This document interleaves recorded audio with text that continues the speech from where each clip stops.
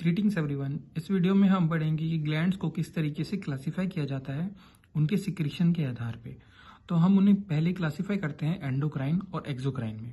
इनके नाम से भी हम समझ सकते हैं, एंडो मतलब इनसाइड, यानी कि ये अपना सिक्रीशन डायरेक्टली ब्लड के अंदर सिक्रीट करते हैं, और जो एक्सोक्राइन है वो डक्ट्स की सहायता से अपना सिक्रीशन सिक्रीट करते हैं अपनी स्पेसिफिक लोकेशंस पे।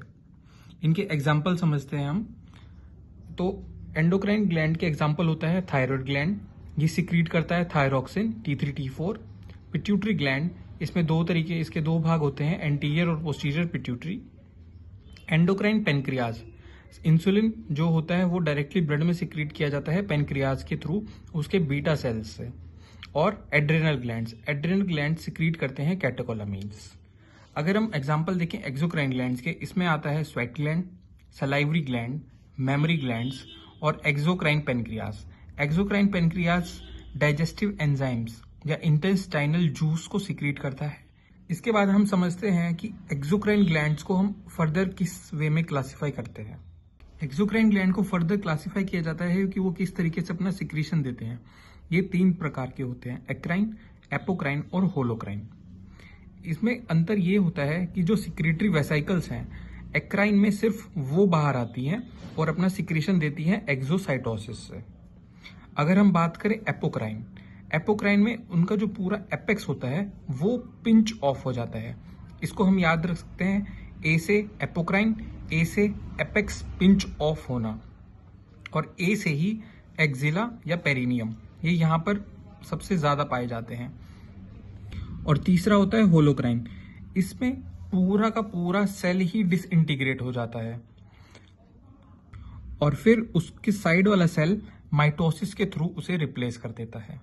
तो एक्राइन में केवल सिक्रीटरी वेसाइकल्स से सिक्रीशन बाहर आता है एक्सोसाइटोसिस से। एपोक्राइन में एपेक्स पिंच ऑफ होती है, और होलोक्राइन में होल सेल, इसको याद रख सकते हैं, होलो से होल, तो hole of the cell disintegrate होता है। तो अब इनके एग्जाम्पल्स देखते हैं। सबसे पहले एपोक्राइन ग्लैंड्स, हमने देखा कि ये एक्जिला और पेरिनियम में होते हैं। उसके अलावा इनकी कहीं कहीं पे मॉडिफिकेशंस होती है, जैसे कि जो हमारी एक्सटर्नल ऑडिटरी कैनाल होती है, वहां पे जो एपोक्राइन ग्लैंड्स हैं उनको हम बोलते हैं सेरुमिनस ग्लैंड्स। आईलिड्स में हमारे मोल्स ग्लैंड्स भी मॉडिफाइड एपोक्राइन ग्लैंड्स होते हैं। और तीसरा इसका एग्जाम्पल होता है मेमोरी ग्लैंड। अब बात करते हैं होलोक्राइन ग्लैंड्स की, जिसमें होल सेल डिसइंटीग्रेट हो रहा था।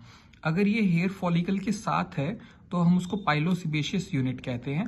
अगर हेयर फॉलिकल के साथ नहीं है तो हम उसे एक्टोपिक होलोक्राइन ग्लैंड कहते हैं।